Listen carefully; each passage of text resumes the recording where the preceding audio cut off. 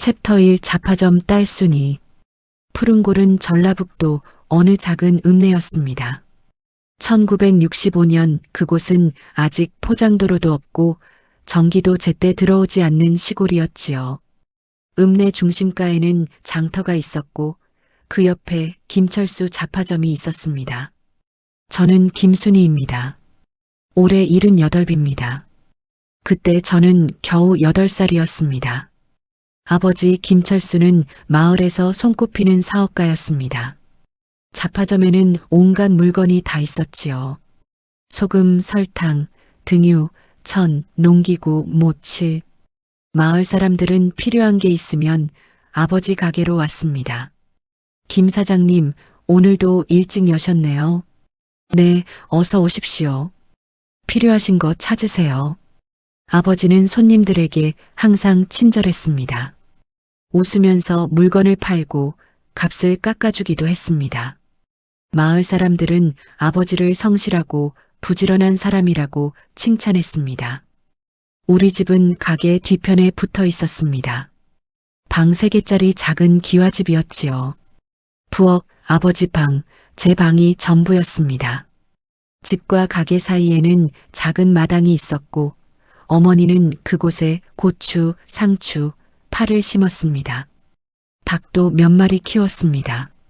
어머니 박영자는 말이 없는 분이었습니다.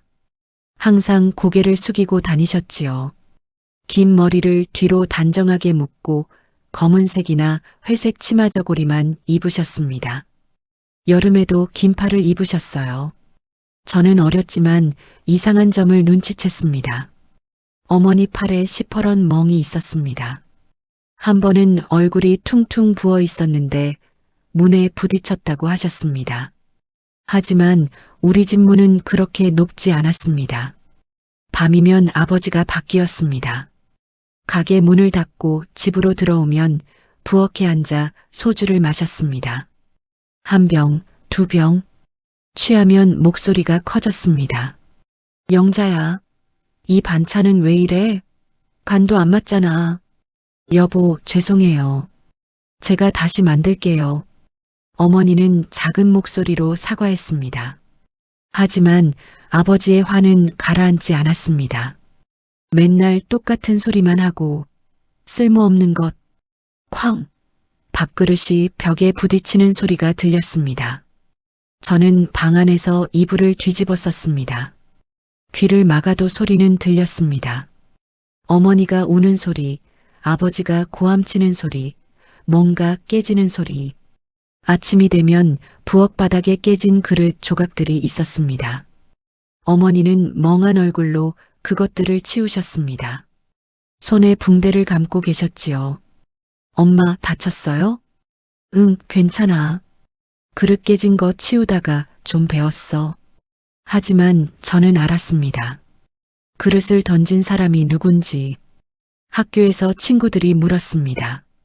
순이야, 너희 엄마는 왜 항상 조용해? 우리 엄마는 원래 말이 없어. 거짓말이었습니다.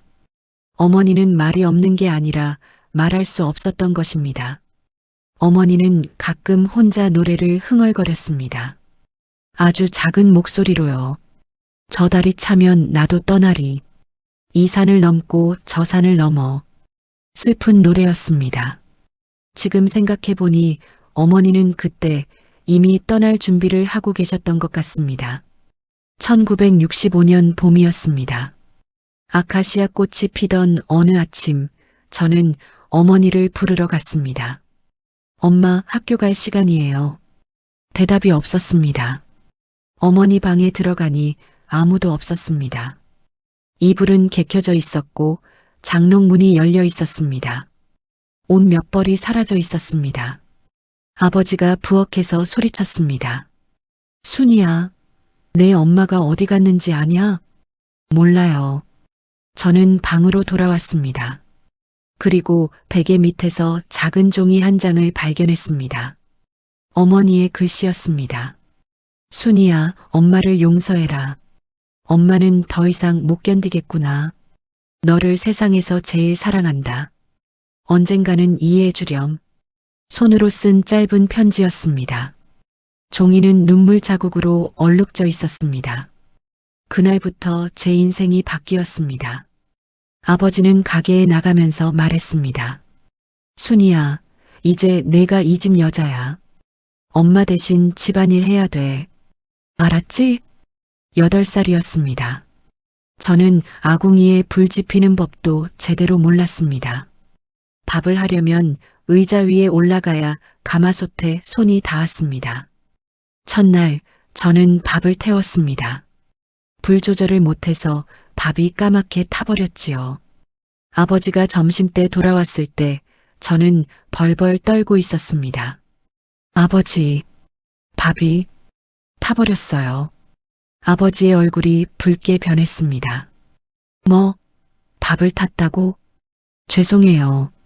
아버지가 다가왔습니다. 그리고 제 뺨을 때렸습니다. 처음으로요. 내 엄마는 이것도 못 가르쳐주고 도망갔어? 쓸모없는 것들. 뺨이 화끈거렸습니다. 눈물이 났지만 울 수 없었습니다. 아버지가 다시 소리쳤습니다. 우는 게 어디 있어. 당장 다시 해.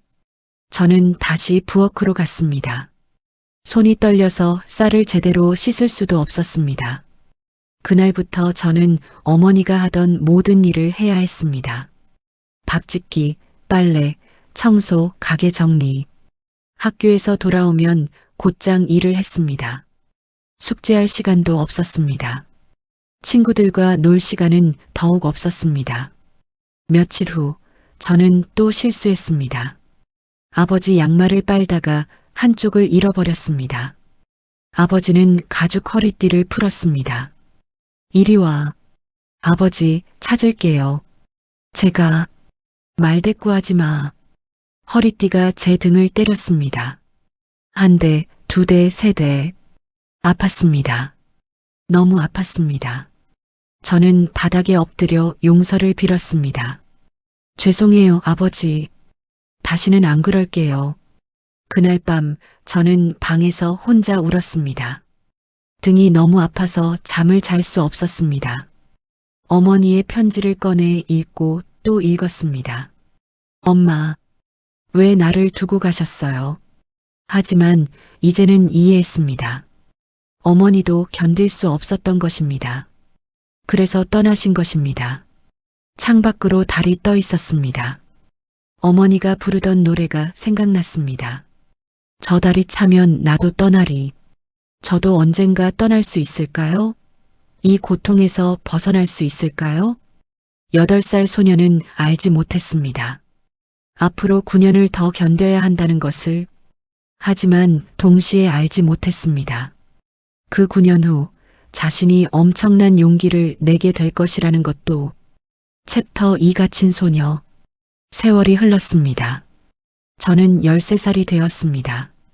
1970년이었지요. 푸른골은 여전히 작은 읍내였고 김철수 잡화점은 여전히 번창했습니다. 마을 사람들은 여전히 아버지를 칭찬했습니다. 하지만 집안은 지옥이었습니다. 저는 이제 능숙하게 집안일을 했습니다.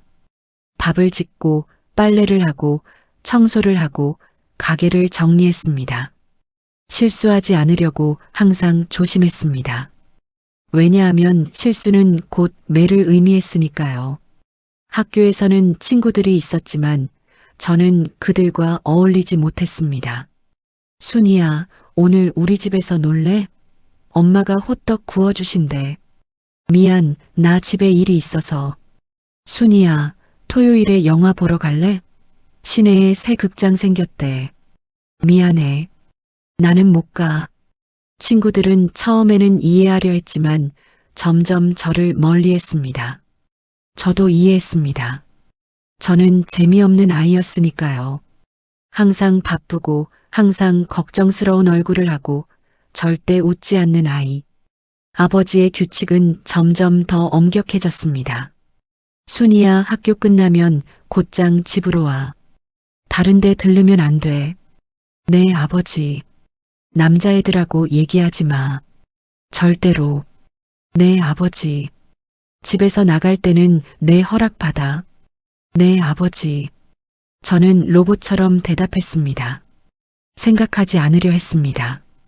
그냥 시키는 대로 하면 되었습니다.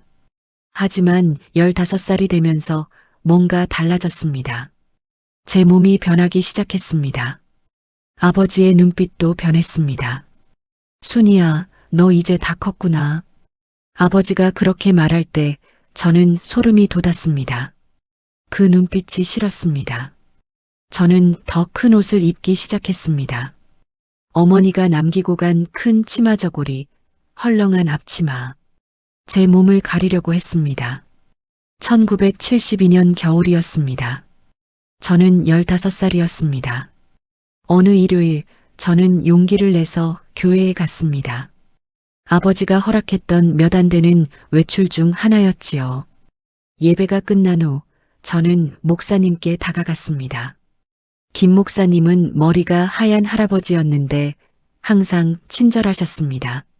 목사님, 응, 순이구나. 무슨 일이니? 저는 입을 열려고 했습니다. 우리 아버지가. 하지만 말이 나오지 않았습니다. 어떻게 설명해야 할까요? 우리 아버지가 저를 때려요? 우리 아버지가 저를 이상하게 봐요? 어떤 말을 해도 믿지 않을 것 같았습니다. 순이야, 괜찮니? 얼굴이 안 좋구나. 아, 네, 괜찮아요.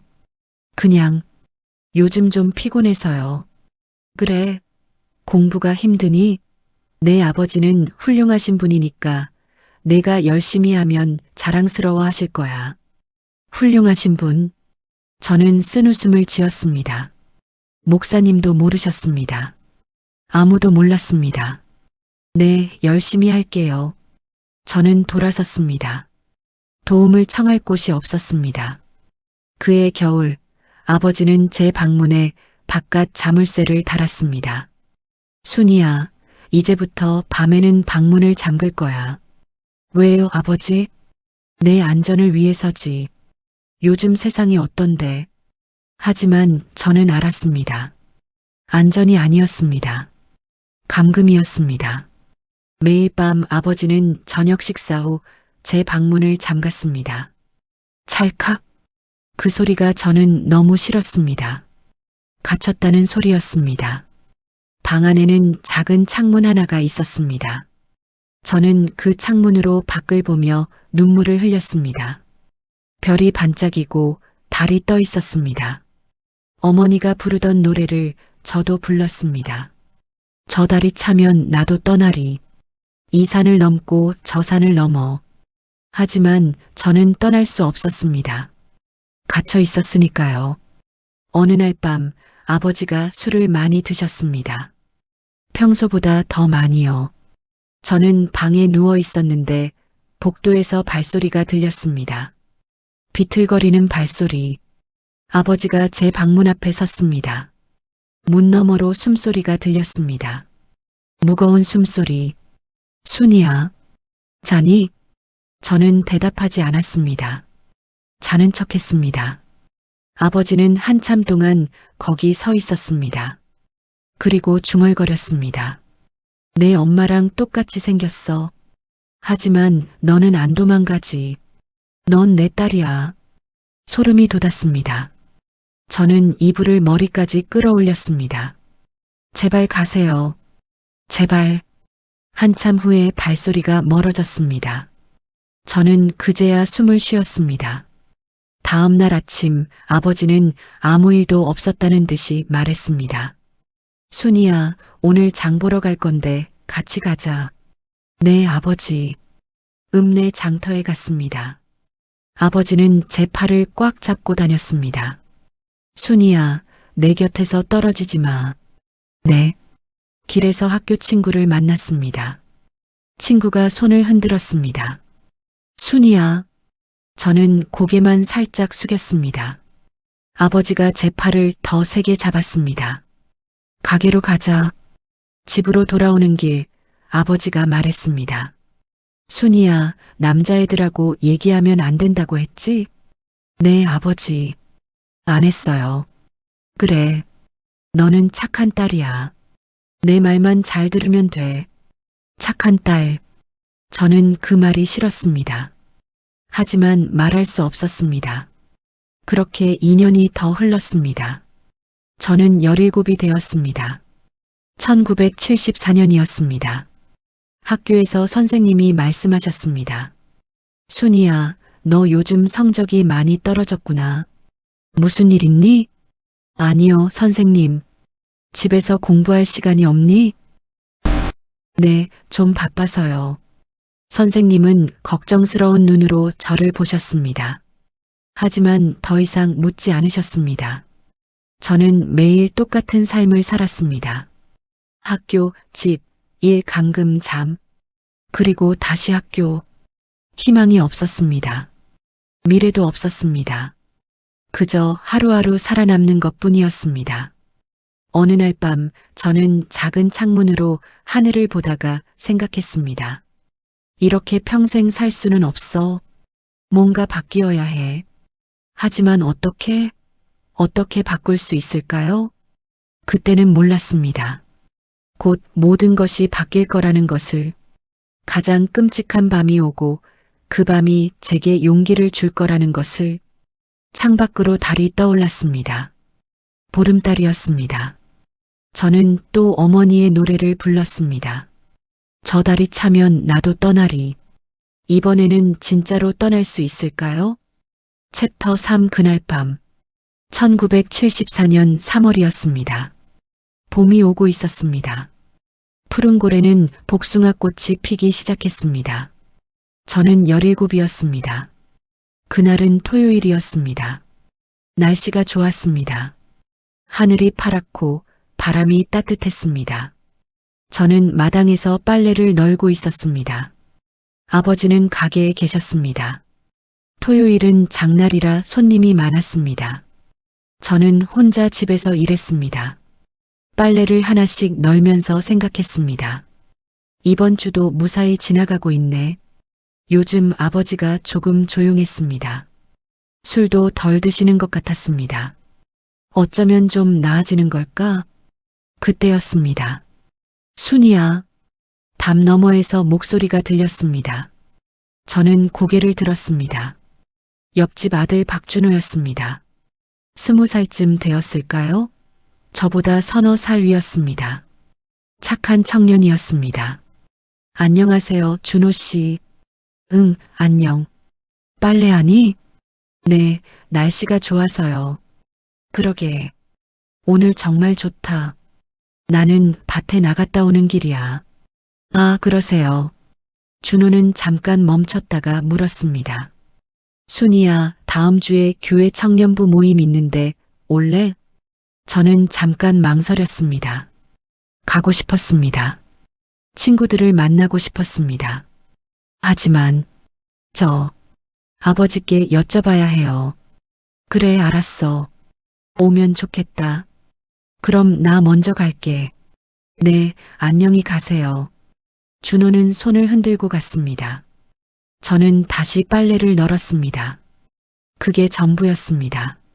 정말 그게 전부였습니다.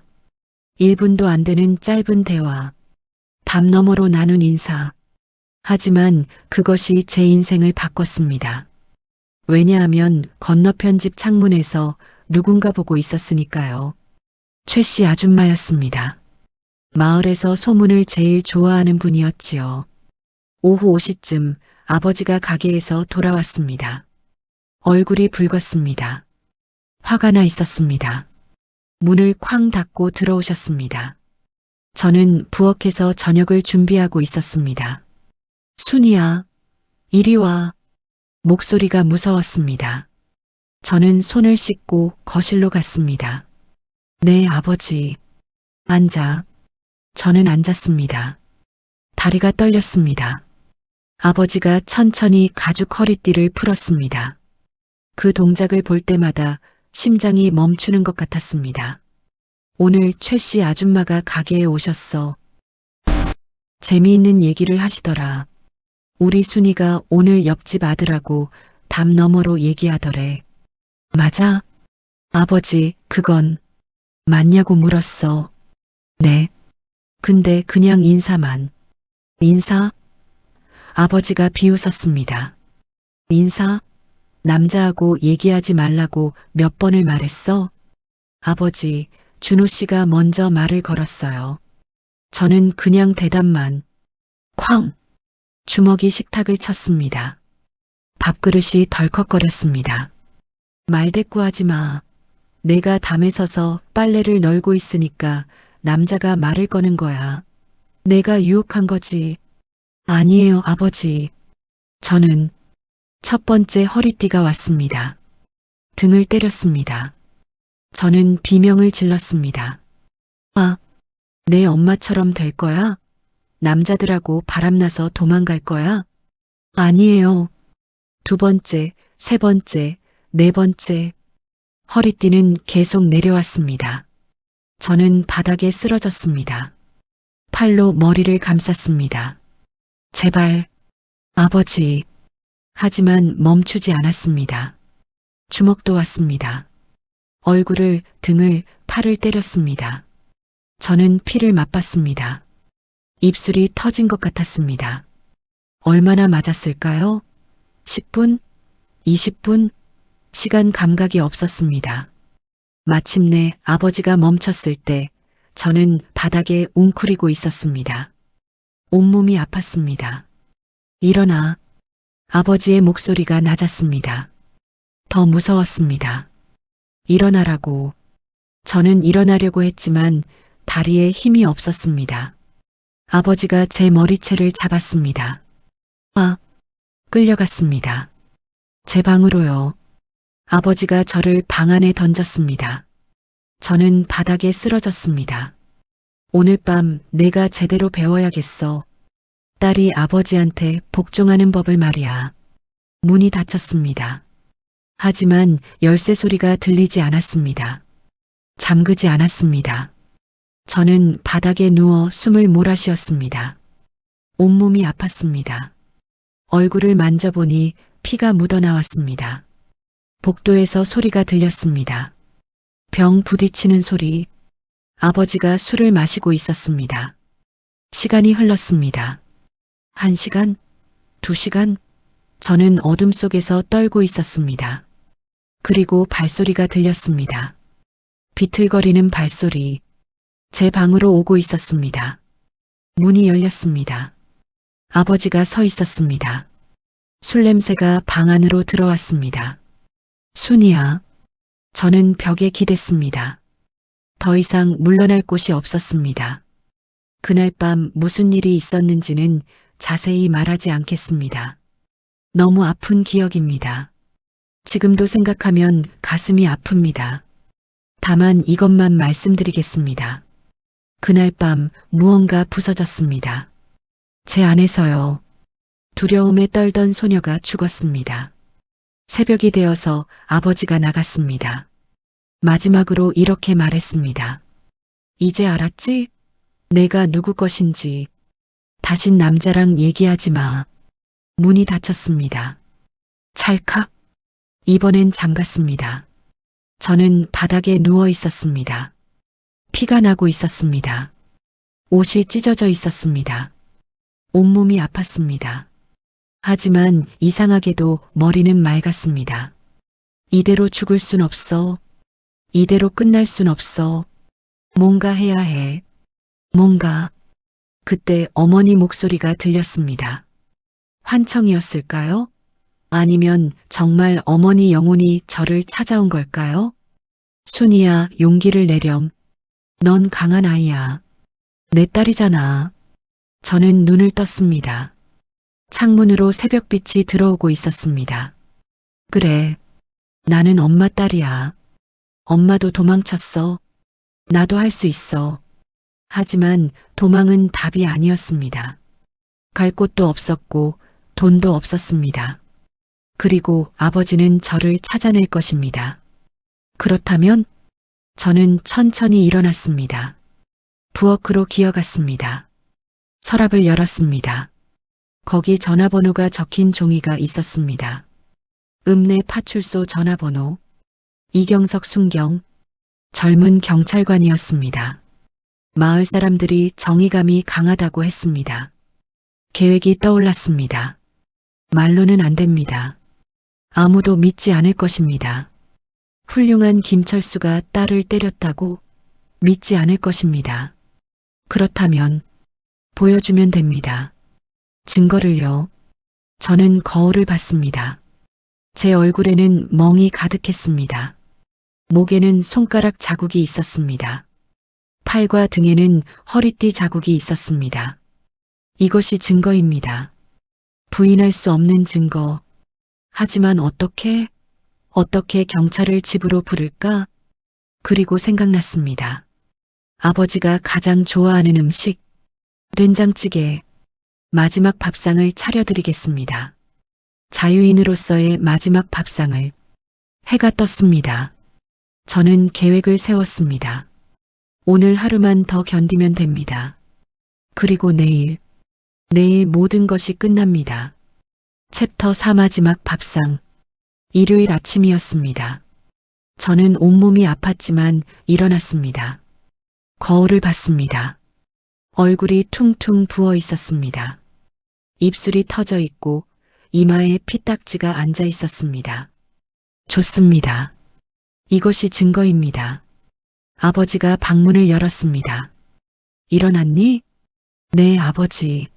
목소리를 낮췄습니다. 순종적으로 들리도록. 오늘은 가게 쉬는 날이니까 집에 있을 거야. 점심 잘 차려. 네, 알겠습니다. 아버지가 만족스러운 표정으로 나갔습니다.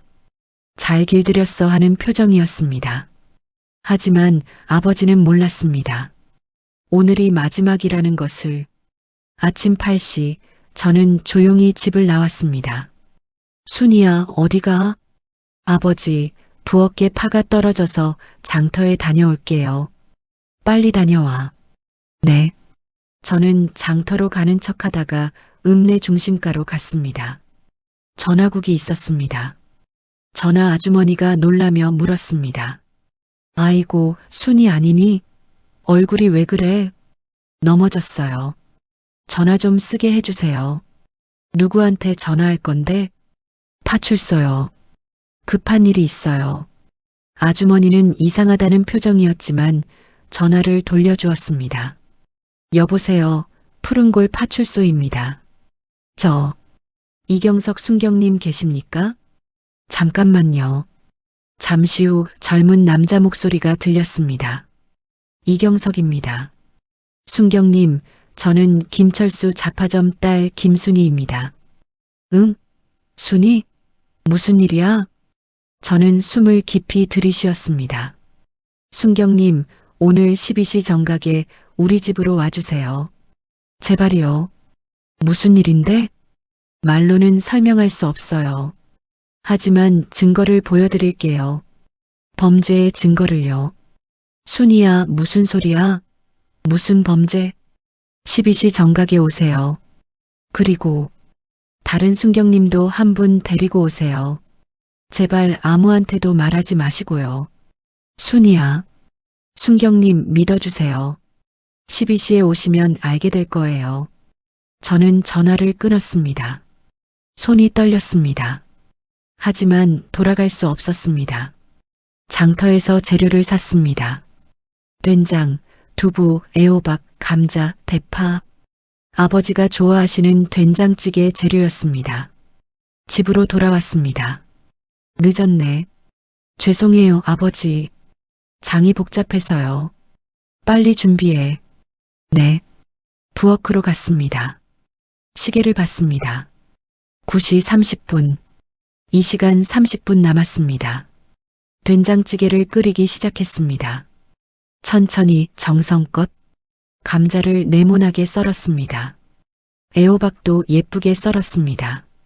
두부는 아버지가 좋아하시는 크기로 냄비에 물을 붓고 멸치와 다시마를 넣었습니다.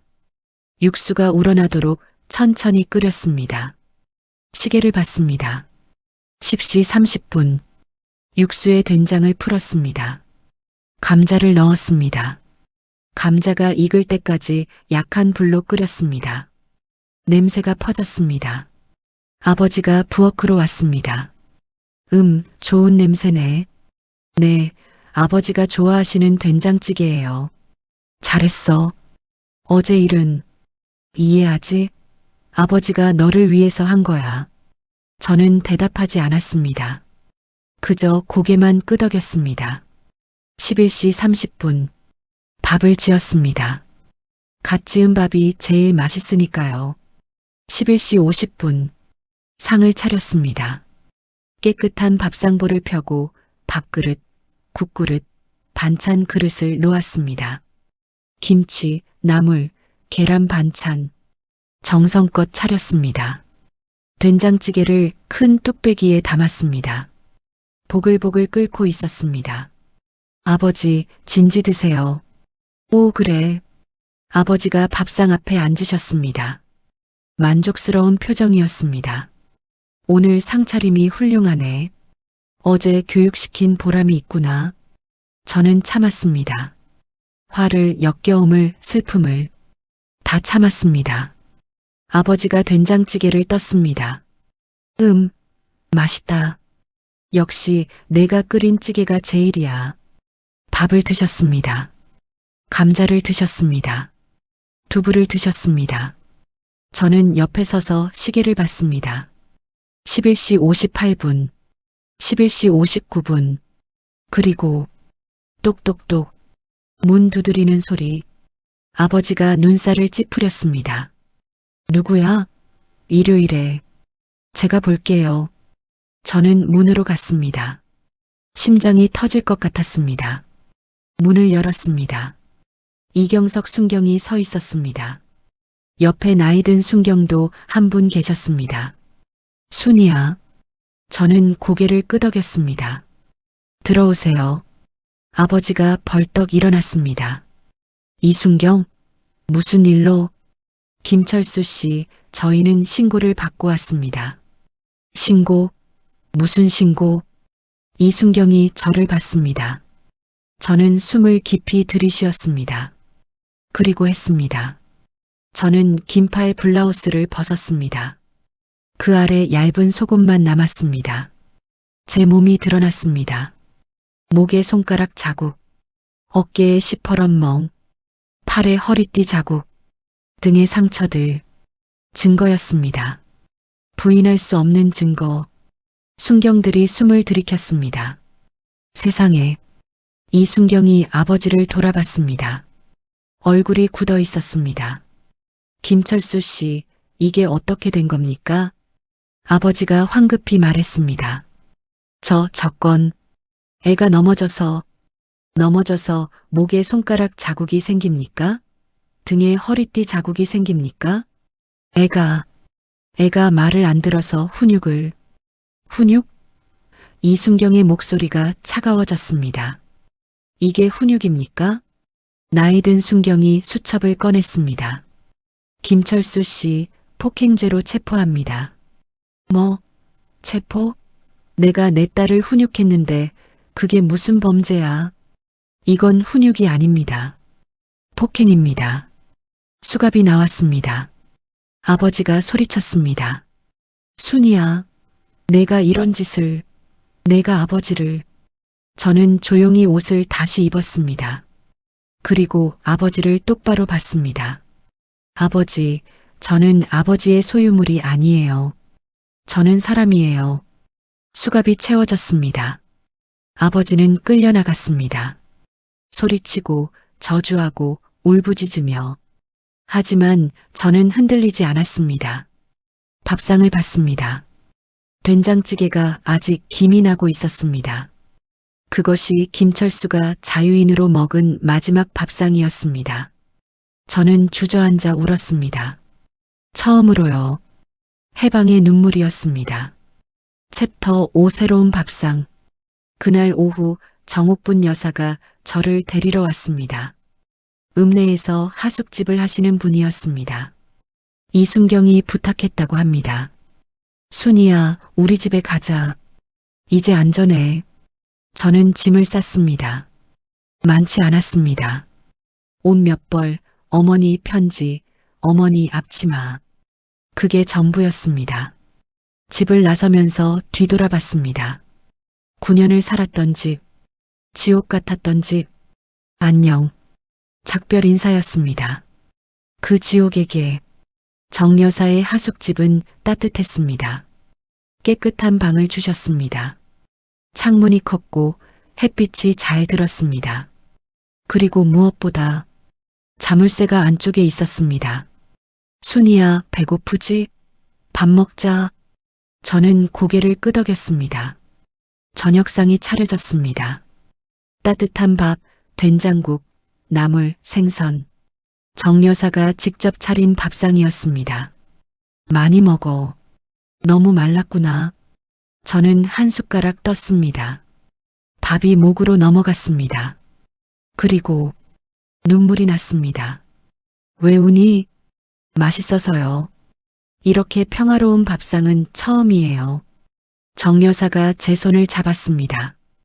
이제 매일 이런 밥상을 먹을 거야. 약속해. 그날부터 제 새 삶이 시작되었습니다. 하숙집 부엌에서 일했습니다. 요리를 배웠습니다. 정 여사는 좋은 선생님이었습니다. 순이야, 요리는 사랑이야. 만드는 사람의 마음이 담기는 거지. 저는 배웠습니다. 음식에 사랑을 담는 법을.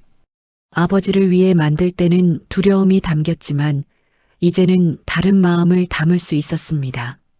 1977년이었습니다. 저는 20살이 되었습니다. 그해 봄 하숙집에 새 손님이 왔습니다. 최영호, 목수였습니다. 30살쯤 되었을까요? 조용한 분이었습니다. 말이 많지 않았지만 눈빛이 따뜻했습니다. 첫 아침 제가 밥상을 차려드렸습니다. 맛있게 드세요. 고맙습니다. 영호 씨는 조용히 식사했습니다. 소리 내지 않고 천천히 감사하게. 저녁에도 만났습니다. 오늘도 수고하셨어요. 아니에요. 편히 드세요. 며칠이 지났습니다. 영호 씨는 항상 공손했습니다. 큰 소리를 낸 적이 없었습니다. 화를 낸 적도 없었습니다. 어느 날 물었습니다. 순이 씨, 요리 솜씨가 정말 좋네요. 어디서 배우셨어요? 집에서. 어릴 때부터요. 그렇군요. 마음이 담긴 음식이에요. 그 말에 제 가슴이 따뜻해졌습니다. 시간이 흘렀습니다. 영호 씨는 주말마다 하숙집에 오셨습니다.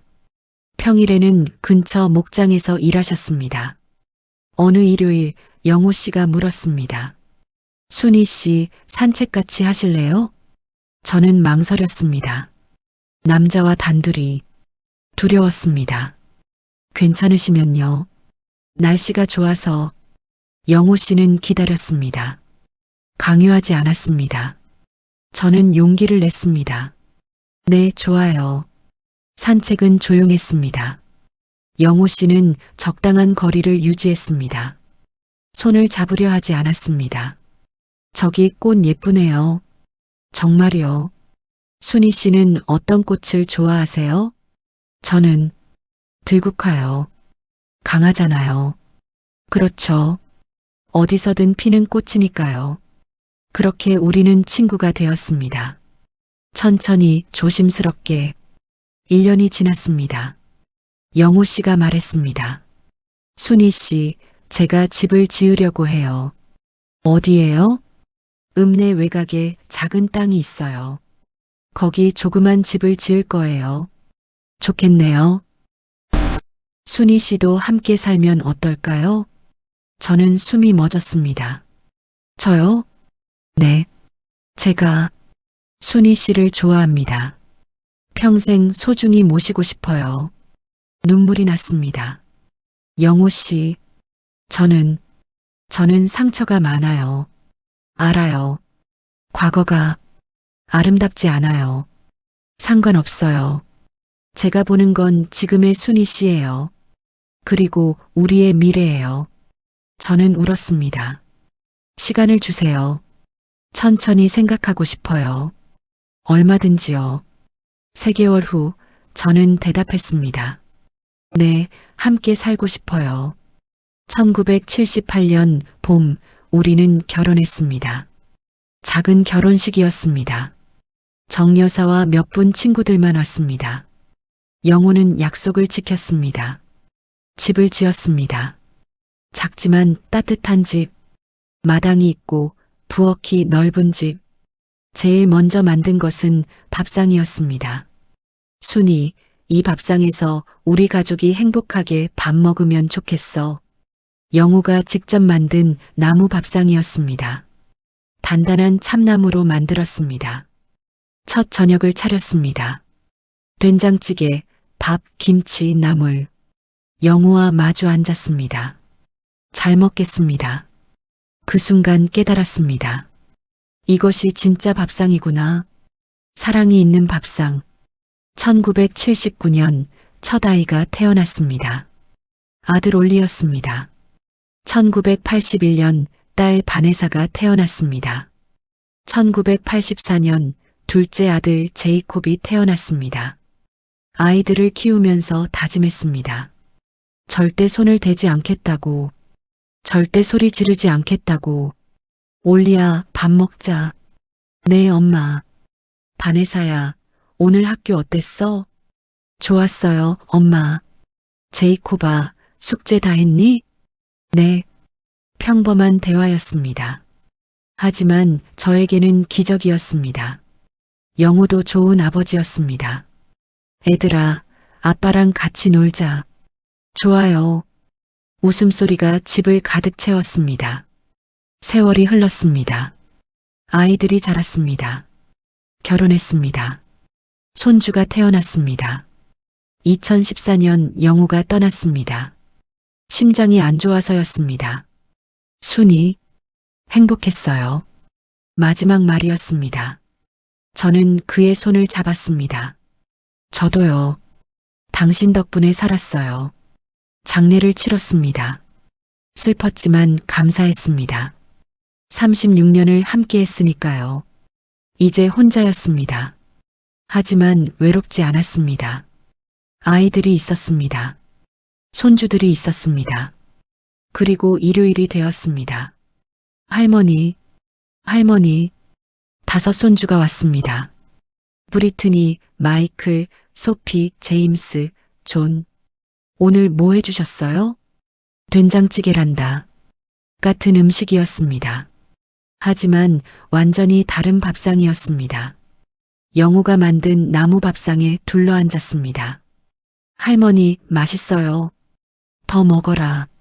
할머니, 이야기해 주세요. 어떤 이야기? 할머니 어렸을 때요. 저는 미소 지었습니다. 할머니는 어렸을 때 힘들었단다. 하지만 포기하지 않았어. 그래서 지금 여기 있는 거야. 할머니 멋있어요. 손주들이 웃었습니다. 저녁이 되었습니다. 손주들이 돌아갔습니다. 혼자 남았습니다. 밥상을 치우면서 생각했습니다. 그날 1974년 3월 그날 마지막 밥상을 차렸던 날 그날의 용기가 오늘을 만들었습니다. 창밖에 달이 떠올랐습니다. 저는 어머니의 노래를 불렀습니다. 저 달이 차면 나도 떠나리. 하지만 이제는 슬프지 않았습니다. 엄마, 저 잘 살았어요. 떠났어요. 지옥에서 그리고 천국을 만들었어요. 감사합니다. 모든 분들께 정여사, 이순경, 영호, 아이들, 손주들 그리고 그날의 저 자신에게도 용기 내줘서 고마워. 밥상을 닦으며 미소 지었습니다. 내일도 손주들이 올 것입니다. 또 밥상을 차릴 것입니다. 사랑이 담긴 밥상을. 그것이 제 승리입니다.